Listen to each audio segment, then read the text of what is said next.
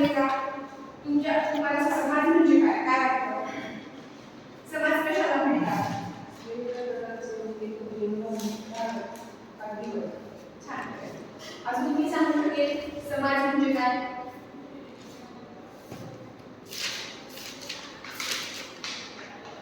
मी सांगू शकेल अनेक धर्म धार्मिक आंदोलक लोक एकत्र येतात आणि स्वतःच्या कल्याणासाठी एकत्र येऊन विकास करतात. अगदी बरोबर. छान.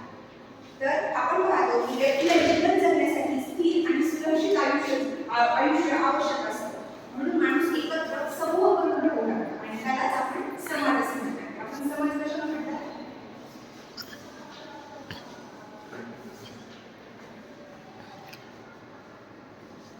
माणूस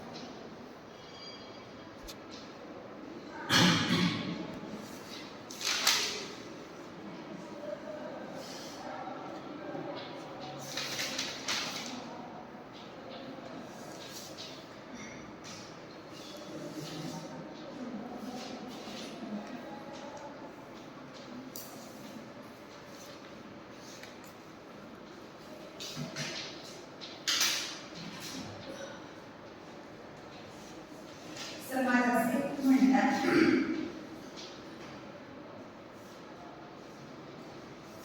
मी वाचत आहे काही व्याख्या समाजाची. कोण वाचते? माणूस असलेले सुरक्षितता मिळावी म्हणून एकत्रित समूह करून राहू लागला त्याला समाज असे म्हणतात. तर आपण समाजात काय राहतो बरोबर? समाजामध्ये एकत्र राहणे, समाजामध्ये माणूस का राहायला लागला? काय वाटतं असेल? कारण माणसाला सुरक्षित आयुष्य जगायचं होतं आणि त्याच्या आयुष्याला कुठेतरी स्थिरता येणं आवश्यक होतं. आणि ज्या वेळेला माणसाला राहायला लागला तेव्हा त्याच्यामध्ये एक सुरक्षितता, आपण सुरक्षित आहोत ही भावना त्याच्या मनामध्ये निर्माण झाली आणि म्हणून तो एकत्रित समाजामध्ये राहू लागला. तर हे पाहत असताना आपल्याला माणसाला समाजाची गरज का वाटली? समाजातील माणसातील समाजशीलता. आता आपण समाज म्हणजे काय पाहिलं? समाज म्हणजे काय शिकवलं? तर समाजशीलता म्हणजे काय?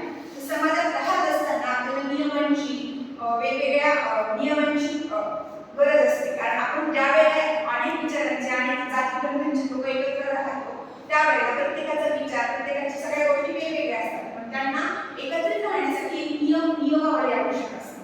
जेणेकरून त्यांचं रोजचं जीवन जगण्यासाठी या गोष्टी सगळ्या आवश्यक असतात. तर यातून पुढे आपल्याला ज्या रूढी, परंपरा, सण, वार या आलेल्या आहेत तर या समाजाचा नियम लावल्यामुळे निर्माण झालेले आहेत. तर आपण पाहू शकतो की नीतिमूल्य, कायदे, आपण या नियमावलीलाच काय म्हणतो? आपण सध्या काय शब्द दिलेला आहे?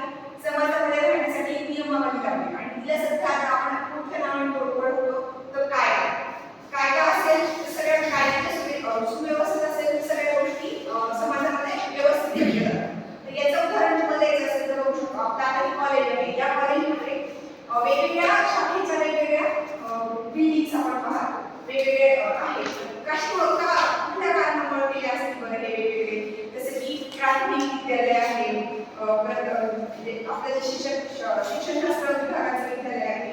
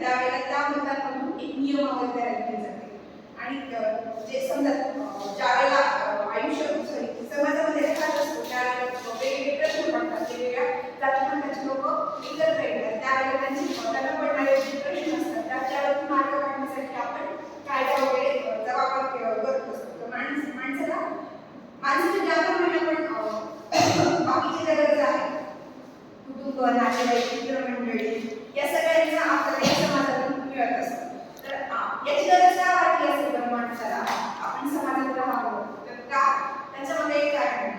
ज्यावेळेस माणूस त्या आधी उत्क्रांती तशी माणसाची उत्क्रांती होती, त्याची भावना त्याच्या शरीराबरोबर त्याची मानसिक वाढही होती आणि मानसिक वाढ होत असताना त्याला भावभावनांचं नियोजन करत असताना आपल्याला आपण ज्यावेळेस समाजात राहतो त्यावेळेला आपण एखादी गोष्ट केली, समजा मी इथे खरं पाठ घेतली, तुम्ही मला ज्यावेळेस तुम्ही पाठ घेत असताना किंवा इतर शिक्षक शिकवत असताना ज्यावेळेला आपण त्याला प्रतिकृती देतो, म्हणजे एखाद्या कृतीला प्रतिसाद देतो, तर त्यावेळेला माझ्या मनामध्ये अजून उत्साह निर्माण होतो आणि ही गोष्ट इथे खूप महत्त्वाची असते. म्हणून आपण संवाद राहत असतो आणि मित्रमैत्रिणी, नातेवाईक याच्यामुळे